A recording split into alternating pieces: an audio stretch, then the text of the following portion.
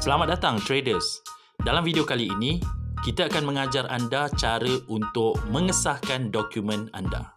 Sebagai permulaan, tekan butang More. Kemudian pilih Verification. Kemudian tekan Document. Anda perlu mengambil gambar kedua-dua sisi hadapan dan belakang kad ID anda. Jika anda berpuas hati dengan gambar yang anda ambil, tekan butang Looks Good. Sila pastikan data yang dibaca seperti nama, tarikh lahir dan juga jantina tepat. Kemudian anda boleh menekan butang Continue dan menunggu sehingga pengesahan lengkap. Anda akan mendapat email dari A-Markets memberitahu sama ada pengesahan anda berjaya atau tidak. Jika tidak, sebabnya juga akan diberitahu.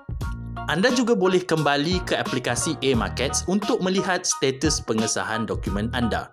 Jika anda mendapat mesej seperti ini, tahniah, anda telah berjaya mengesahkan dokumen anda. Sekarang, anda boleh lanjut untuk memasukkan dana ke dalam akaun anda untuk bermula trading.